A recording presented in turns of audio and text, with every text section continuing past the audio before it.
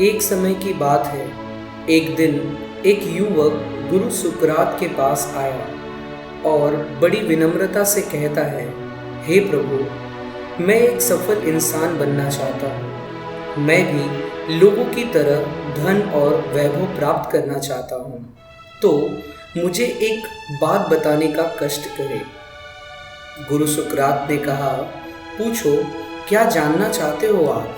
युवक ने कहा, सफलता का क्या रहस्य होता है, यही जानने की इच्छा से मैं यहाँ आपके पास आया हूँ। गुरु सुकरात ने कहा, यदि तुम ये जानना चाहते हो कि सफलता का क्या रहस्य होता है, तो आप सुबह सुबह मुझे नदी के किनारे मिलो। दूसरे दिन सुबह सुबह वो युवक नदी के किनारे जाता है, जहाँ वो देखता है कि गुरु सुकरात वहाँ पहले से ही पहुँचे हुए थे।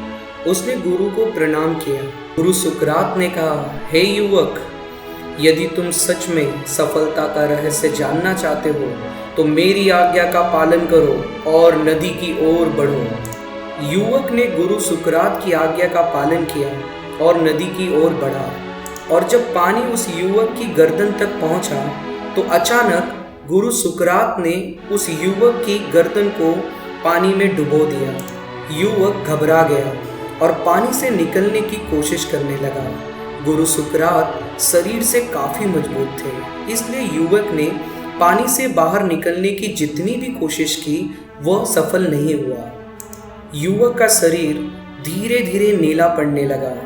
जब उसके शरीर की इच्छा शक्ति खत्म होने लगी, तब गुरु सुकरात ने उसको पानी से बाहर निकाल दिया। और थोड़े समय बाद जब वह युवक शांत हुआ तो गुरु सुकरात ने पूछा, हे युवक, मुझे ये बताओ, जब तुम पानी के अंदर थे तब तुमने लाख कोशिशें की पानी से बाहर आने की, लेकिन जब तुम पानी से बाहर नहीं निकल पाए तो उस वक्त तुम्हें किस चीज़ की ज़रूरत सबसे ज़्यादा महसूस हुई? युवक दबे हुए स्वर में कहता है, प्रभु, मुझे उस वक्त हवा की ज़रूरत सबसे ज़्यादा थी। यह सुनकर गुरु सुकरात मुस्कुराए और उस युवक से कहा, हे युवक, यही सफलता का रहस्य है कि जब तुम्हारे दिल में सफलता हासिल करने की तीव्र इच्छा होगी, जब तुम सब कुछ छोड़कर उसी के पीछे लगे रहोगे, जब तुम्हारी सोच एकदम साफ रहेगी अपनी सफलता के लिए, तब तुम सफलता पा ही जाओगे। जो इंसान सिर्फ सफलता के सपने ही देखता है, उसके अंदर कोई तीव्र इच्छा नहीं होती, तो वह कोई भी काम पूरी ईमानदारी और अपनी पूरी इच्छा शक्ति से नहीं करता, और इस तरीके का इंसान कभी भी सफलता को नहीं पा सकता। गुरु सुकरात की बात को सुनकर वह युवक समझ गया कि अब उसे क्या करना है। उसने गुरु को धन्यवाद दिया और चल पड़ा अपनी सफलता की तरफ।